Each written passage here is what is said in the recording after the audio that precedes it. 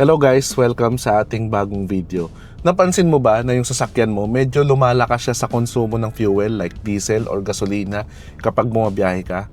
O nasa tamang video ka kasi sa video na to pag-uusapan natin ano ba yung mga reason bakit malakas sa gas yung sasakyan mo at ano yung mga pwede mong gawin para ma-make sure na ma-achieve mo yung optimal fuel consumption performance ng sasakyan mo. So ano, ready ka na ba? Tara, let's roll! The drive of the mind. Learn as you roll, leave no one behind. Car Talks PH, your partner in the trip. Every story, every ride comes with a legit tip. Reason number 1, mababa ang tire pressure ng sasakyan mo. Kapag ka underinflated yung gulong ng sasakyan mo, or yun nga, mababa yung tire pressure niya, hindi siya optimal, mas malaki yung surface area ng gulong mo na nagko-contact sa ground. Dahil nga sobrang laki ng surface area ng gulong mo, mas maraming friction yung nag-o-occur between sa gulong mo at saka sa kalsada. So nagiging dahilan yan para magtrabaho ng extra yung engine mo para lang ma-achieve yung dagdag na power na kailangan para paikutin yung gulong ng sasakyan mo. Mas mataas kasi yung friction, ibig sabihin mas mataas yung resistance. At ang masaklap pa niyan, kapag ka malambot yung gulong ng sasakyan mo, subtle lang yan hindi mo siya agad nararamdaman. Kaya nagugulat ka na lang, nag-accumulate na siya sa pag-check mo every month, no, ang laki na pala na nagastos mo sa gas. Kaya yun, kasi nga underinflated yung gulong mo. Kaya ang solusyon dito, i-check palagi at least once a week yung tire pressure ng gulong mo para makita mo kung pasok pa rin ba siya doon sa recommended na tire pressure ng manufacturer ng sasakyan mo. At kapag hindi, itama mo yon, no, magpahangin ka agad. So every week, gawin yung sama nyo sa checklist yung tire pressure ng inyong sasakyan. Next ay barado or maruming air filter ng sasakyan mo. No, ang air filter para yung mask. 'Di ba sa ating mga tao kapag may mask tayo, nakakatulong naman talaga yan para makaalanghap tayo ng maayos na hangin. Pero kung isipin nyo kung yung mask nyo marumi or barado, hirap kayong huminga, 'di ba? Kailangan nyo ng mas malaking effort para lang huminga kasi nga nababarhan yung hangin na pumapasok sa inyo. Ganon din sa engine natin. Kapag barado or marumi na yung air filter natin, restricted yung airflow sa atin. So para mag-compensate yan, ang ginagawa ng engine natin, nagdadagdag yan ng maraming fuel sa mixture. So nagiging cause yan para tumaas yung fuel consumption para lang ma-achieve yung power ng sasakyan mo.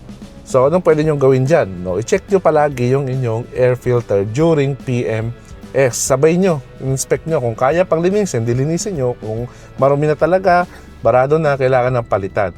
So nasa around 15,000 to 20,000 kilometers dapat pinapalitan nyo na yung inyong air filter. Next, ito baka maraming guilty rito. Aggressive driving style. Ano ba ibig sabihin ng aggressive style? Ibig sabihin, madiin yung paa mo sa accelerator pedal. Ibig sabihin, gusto mo agad bumilis yung sasakyan mo, kaya dinidiin mo. O kaya naman, lagi kang high RPM mag-drive. Tandaan nyo guys, kapag ka high RPM, ibig sabihin niya, mas maraming fuel yung pumapasok sa inyong engine. Kaya mas maraming fuel yung nakukonsumo ng inyong sasakyan. So, ingat lang kayo when it comes sa huwag kayo palagi nag-overtake, huwag kayo palaging madiin. No, laging gusto nyo mabilis agad yung sasakyan ninyo. Kapag ka ganun yung driving style nyo, malakas talaga sa gas. Yan. Kaya make sure na smooth lang. No, dahan-dahan lang. Lalo na kapag automatic, dahan-dahan lang yung tapak. No, huwag kayo lagi nagmamadali para ma-achieve nyo ng optimal fuel consumption. At kapag kayo naman ay manual transmission, make sure nyo na 2,000 RPM and below nag-shift na kayo ng gear para hindi masyadong nabababad sa high RPM yung inyong mga sasakyan. Next, sobrang bigat ng inyong sasakyan. Parang tao lang din yan, di ba? Kapag mas mabigat yung weight mo, mas nahihirapan ka, lalo na kapag ka paangat, no? Di ba? Minsan mas hinihingal ka.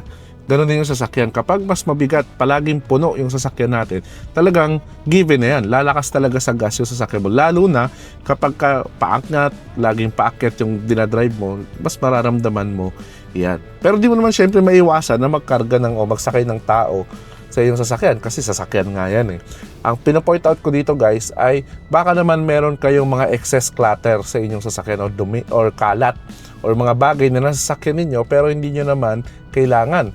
So anong kailangan nyo gawin? from time to time, i-declutter ninyo yung sasakyan ninyo, yung trunk ninyo. Tandaan ninyo, kahit maliliit na bagay lang yan, no? Basta naalis ninyo yung weight, extra weight na yun sa inyong sasakyan, malaking bagay yan kapag nag-accumulate. So, try nyo palagi from time to time, i-clean, linisin yung sasakyan ninyo sa mga bagay na hindi nyo naman kailangan na nakalagay sa inyong sasakyan. Hindi yan stock room, yung sasakyan ninyo. Sasakyan, yan. Next, wrong driving mode. Alam natin yung mga modern na sasakyan ngayon, di ba? Meron silang eco mode, normal mode, or sports mode. No? Meron or power mode, tawag ng iba.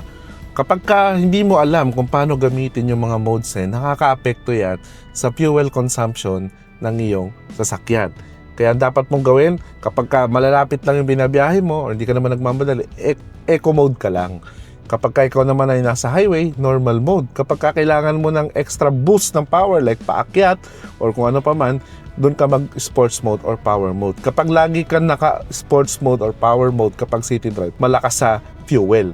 Kaya I suggest, alamin nyo yung purpose ng bawat mode sa inyong sasakyan. Meron tayong video kung kailan mo gagamitin yung eco at saka power mode. Lalagay ko na lang sa description or sa video somewhere. No? Next, lagi kang naiipit sa traffic or lagi kang nag-idling for longer minutes or hours.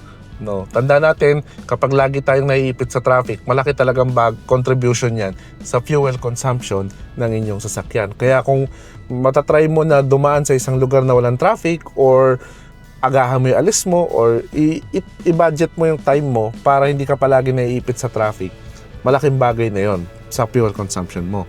Isa pa, yung pag-idling guys, malaking rin yan. Kung mahilig ka mag-idling, kasi kapag nakahinto yung sasakyan natin, kumukonsumo pa rin naman yan ng fuel. Lalo na kapag nakabukas yung aircon mo. Kaya kung mahilig ka maghintay sa parking lot, mahilig ka maghinto kung saan, magpahinga, na nakabukas yung sasakyan mo, naka-aircon ka, malaking contribution yan sa fuel consumption mo. So alam ko naman, minsan mainit, mahirap maghintay ng naka-off. So ibabanage nyo lang. So ganun talaga.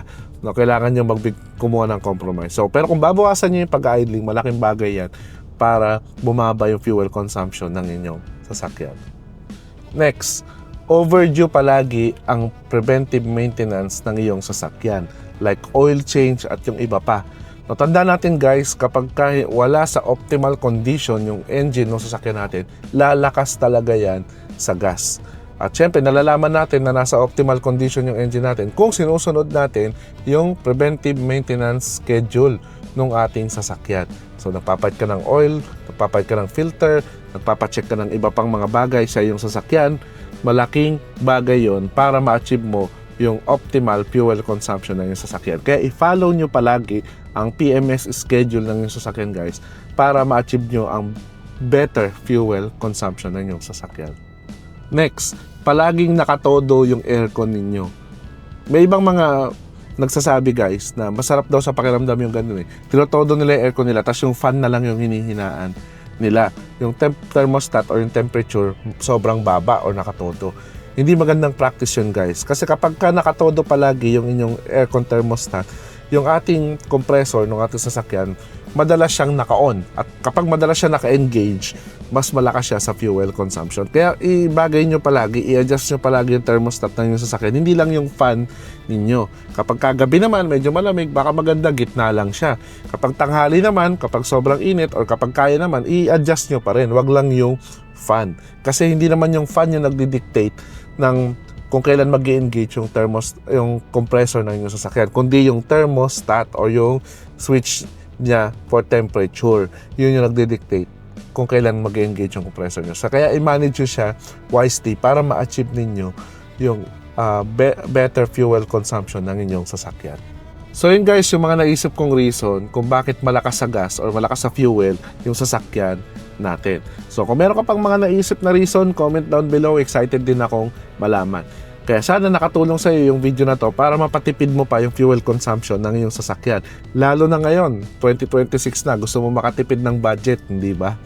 So kung nakatulong sa iyo yung video na to, click mo na may like button at share mo sa mga friends mo para aware din sila kung paano pa mapapatipid sa fuel consumption yung kanilang mga sasakyan. At syempre, kung di ka pa naka-follow or naka-subscribe kay Car Talks PH, click mo na yung subscribe or follow button at notification bell para updated ka palagi sa mga latest happening sa ating video.